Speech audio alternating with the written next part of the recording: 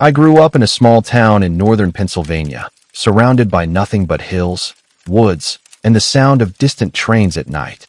Most of the houses out there sit far apart, separated by stretches of field or patches of trees. Ours was one of them, an old farmhouse my parents bought cheap because no one else wanted to deal with the drive into town. When I was 17, my parents started leaving me home alone on weekends. They'd visit my grandmother in New York, and I'd stay to take care of the dog and keep an eye on the house. It was the kind of independence I thought I wanted, until the weekend that changed how I felt about being alone. Behind our property was a wide field, maybe half a mile long, with tall grass and a line of trees at the far end. Beyond that line, there was an old, abandoned-looking house that I'd never seen anyone enter or leave. From my bedroom window upstairs, I could see it clearly. Pale siding, a tilted porch, one broken window on the upper floor. I used to stare at it sometimes when I couldn't sleep. Just something about it drew my eyes. The Friday my parents left, the sky was clear, early summer. I made myself frozen pizza, let the dog out, watched a couple of movies. Around midnight, I went upstairs and texted my mom that I'd locked up. She sent a heart emoji and said goodnight. At around 1 in the morning, the dog started barking. Not the usual quick barks he'd give at raccoons, but the deep, angry kind that made the hair rise on my arms. I turned off the TV and listened. He was barking at the back door, the one that faced the field. When I went to check, the porch light flicked on automatically. The field was dark, silver in the moonlight. I saw nothing. I called the dog back inside, told him to calm down, and locked the door again. But before I went upstairs, I took one last look out the window over the sink and froze. A light was on in the house across the field. It wasn't a strong light, more like a faint yellow glow, coming from one of the upper windows that had always looked broken. It flickered for a few seconds, then went dark again. I remember feeling my stomach twist. That house had been abandoned for as long as I could remember. I told myself maybe someone had moved in. Maybe a hunter camping out or fixing it up. Still, I couldn't shake the feeling that I'd been watched. When I went upstairs, I closed the curtains for the first time in years. But before I could fall asleep, my phone buzzed. A text from an unknown number. For a long moment, I just stared at the text, trying to make sense of it. The room was quiet except for the ticking of the old clock on my wall. My first thought was that someone was joking, one of my friends, maybe. But I hadn't told anyone I was alone, and nobody knew about that house across the field. I typed back, "Who is this?" The reply came less than 10 seconds later. "You watch at night." The words didn't even make sense, but something about the phrasing, the rhythm, made my stomach tighten. My first instinct was to check the window, but the curtains were closed. Still, I could feel that pressure you get when you know someone's eyes are on you. I killed the light, stood there in the dark. My pulse sounded loud in my ears. The only glow came from my phone screen. I sent one more message. "If you're trying to scare me, it's working." No reply. I stayed awake until dawn. The dog slept at my feet, twitching in his dreams. Outside, the first lights softened the field, and the house beyond it looked normal again, empty, faded. By mid-morning, I convinced myself I'd dreamed the whole thing. I fed the dog, made coffee, turned on music just to fill the space. But when I stepped outside to grab the paper, I saw fresh tracks in the dew, boot prints leading from the edge of the field to our back steps. I didn't tell my parents. I didn't even call the cops. Part of me didn't want to hear that it was probably a hunter. Another part of me didn't want anyone thinking I was scared. That night, I double-locked every door. Around 11, I was in the living room scrolling my phone when I heard it, a dull tap against the back window. I froze, waited, then another. The sound of something small, maybe a pebble, hitting glass. I turned off the lamp. The room went black except for the thin blue light from my screen. I stepped to the window and, heart in my throat, peeled the curtain an inch. The field was empty. No movement, no shapes. Just wind combing through the tall grass. Then the phone in my hand vibrated. "You saw me." My breath caught. I typed, "Who are you?" But my hands were shaking so badly I hit send before finishing. A new message came back. "Come outside." That was enough. I called 911. While I waited, I sat on the floor with the dog pressed against my leg, every muscle tense. The dispatcher told me to stay put. Officers were on their way. It felt like forever. When they finally arrived, red and blue lights spilled over the yard. 2 officers searched the property, flashlights cutting through the dark. They found nothing. No footprints. No signs of anyone near the house. They took my number, told me to lock up tight, and left. After they drove off, I stood at the back door, looking out over the field. The night was still again, but when lightning flickered way off in the distance, it lit the far side of the field for half a second, just enough for me to see a figure standing in the grass near that old house. Tall, still, facing my direction. The next flash, he was gone. I didn't sleep again that night. I sat on the couch with every light on until morning, watching the field through the slats and the blinds. The dog wouldn't leave my side. Every time the wind moved through the grass, I found myself holding my breath. When daylight finally came, I went outside with my phone, zoomed in on that far house. Its windows were blank. No curtains, no sign of life. Just silence and the occasional call of a crow somewhere out past the trees. By noon, I almost laughed at myself. Fear fades fast in daylight. I told myself I'd been half dreaming, my brain filling in shadows. I even texted my mom a picture of the dog lying in the sun, said everything was fine. That night, I turned in early. I left my bedroom door open, dog curled up at the foot of the bed. I woke up around 2 to a noise I can't forget. It wasn't loud. It was just wrong. A slow scrape, wood against wood, coming from somewhere near the back porch. The dog lifted his head and growled low in his throat. I slipped out of bed, moved to the window. Moonlight was bright enough to see the outline of the field, silver grass, black tree. And right at the edge where the field met our yard, something vertical stuck out of the ground. At first, I thought it was a fence post or a tree branch. But as my eyes adjusted, I realized it was a ladder. A metal ladder, propped up against the back of our house, leading straight up toward my bedroom window. I stumbled backwards so fast I hit the dresser. The sound must have startled whoever was out there, because the ladder jerked, then tipped, clattering to the ground. The dog barked wildly, and by the time I ran to the door, whoever had been holding it was already running back across the field, one dark shape swallowed by tall grass. I called the police again. This time they sent a patrol car to circle the area for a few hours. When one of the officers came inside, he looked at the tracks under the window, then at me. "Could be a prank," he said. "Kids sometimes mess around with these old houses." I wanted to believe him. I even nodded like I did. But when I looked past him through the glass, I saw something sitting at the edge of the porch that hadn't been there before. A small, folded piece of paper weighed down by a rock. I didn't open it until the officers left. The handwriting was messy, almost childlike. Just 3 words. "You came close." My hand was shaking so hard the note nearly slipped from my fingers. That weekend, my parents got home. I didn't tell them everything, just that someone had been snooping around the property. My dad checked the locks, muttered about getting camera system. By Sunday night, things felt normal again. Dinner, TV, dishes quiet. Around 10, I went upstairs to grab laundry from my room. I pulled open the curtains without thinking. Across the field, a light flickered in that abandoned house again. This time lower, near what should have been the front door. I stood there, frozen, until I realized my reflection was moving, breathing fast, chest rising and falling. I could feel heat in my throat, that dull ache you get before panic takes over. Then the light blinked out. A few seconds later, my phone buzzed. Same unknown number. "You shouldn't have looked away." I nearly dropped the phone when that text came through. The room felt smaller, like the air had thickened. My throat was dry, my hands cold. I didn't answer, didn't even blink for a few seconds. The dog started whining downstairs, nails clicking on the floorboards. He sensed it before I could even move. I grabbed my phone, turned on the flashlight, and went down the steps as quietly as I could. The light trembled across the walls with my pulse. The house was silent except for the hum of the fridge. When I reached the living room, I realized the front door was unlocked. I knew I had locked it. That soft metallic click when the deadbolt slides. I'd done it out of habit before heading upstairs. Now the bolt was turned the other way.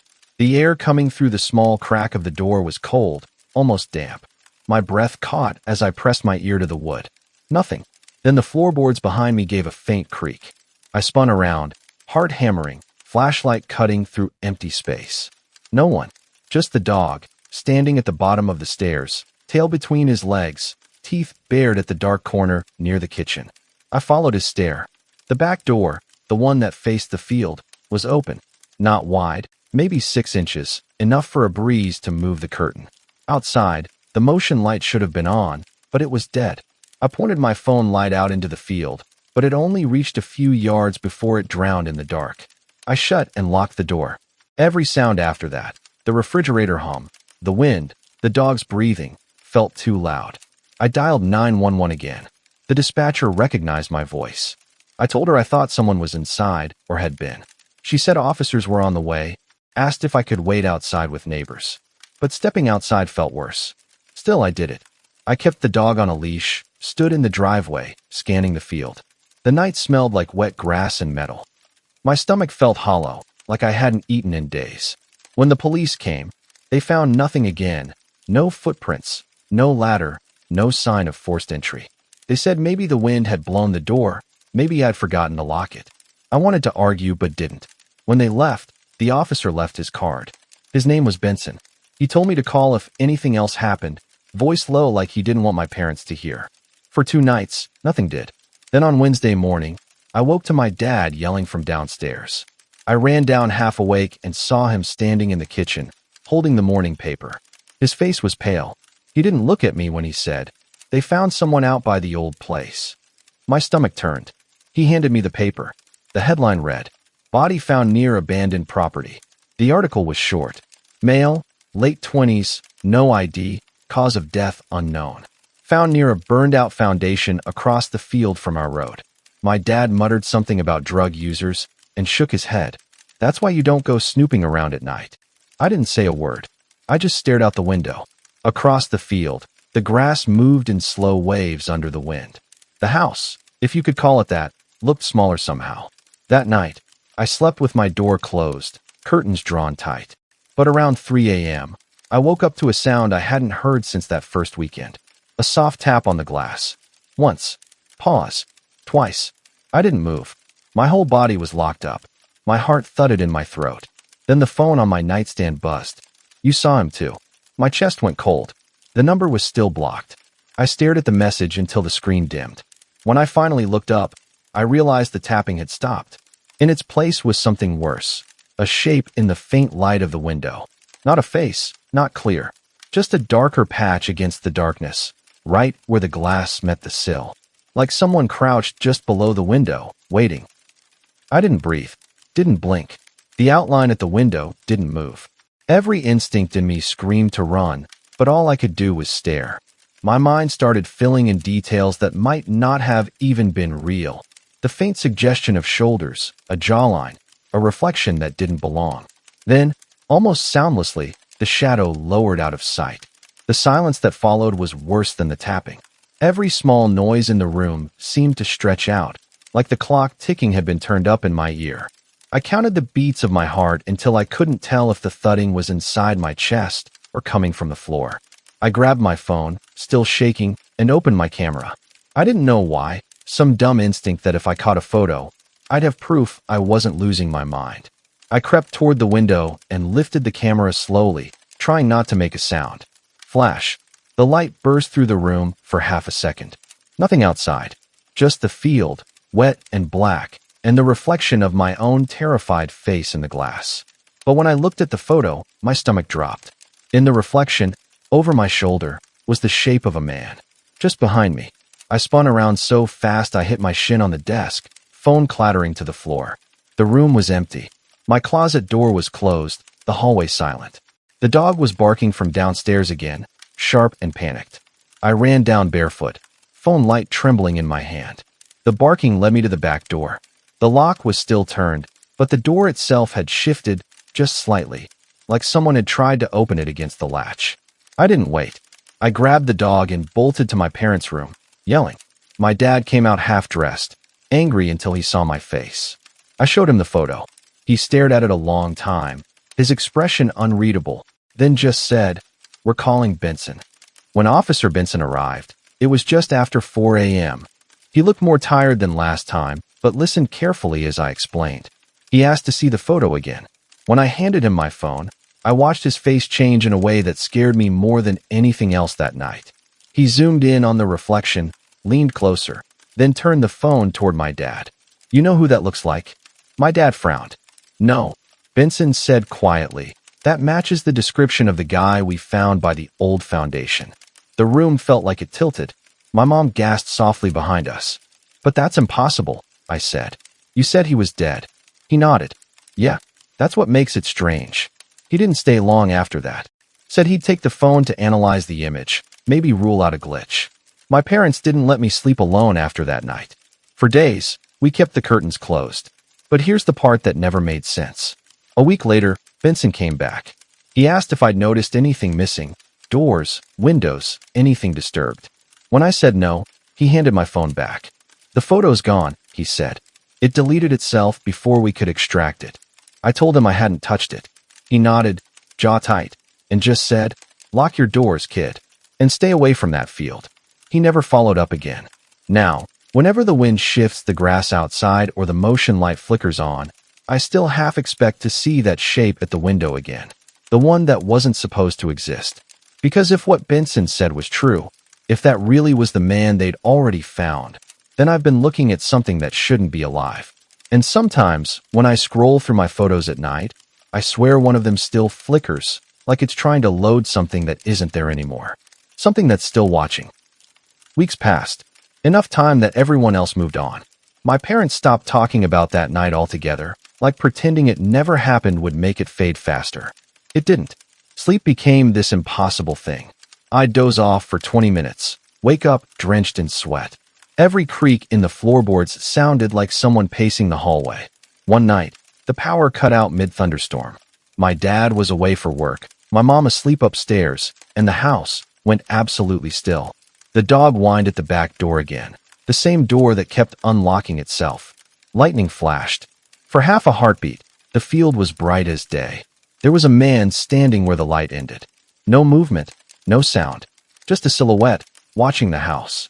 I didn't go to the window. I sat on the floor beside the couch, phone in hand, shaking too hard to type. I texted Benson. He's back. He called instantly. His voice was lower than usual. Stay where you are. Don't look outside. Officers are on the way. I could hear his tires through the phone, the static of his radio in the background. 10 minutes.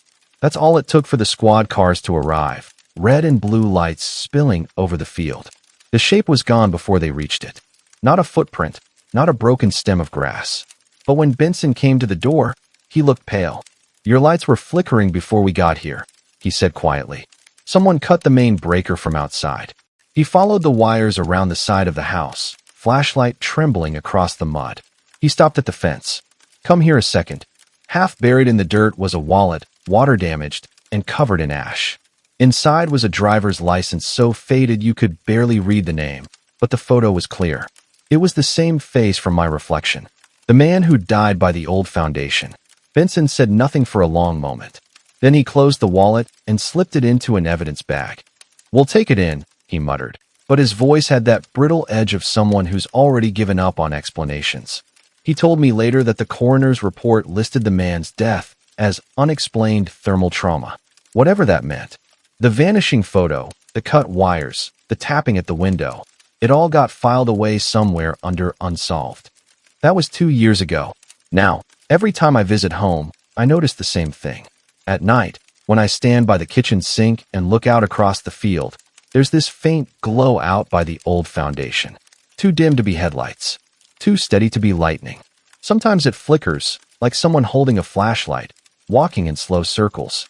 And on windless nights, if you step onto the porch and really listen, you can hear it.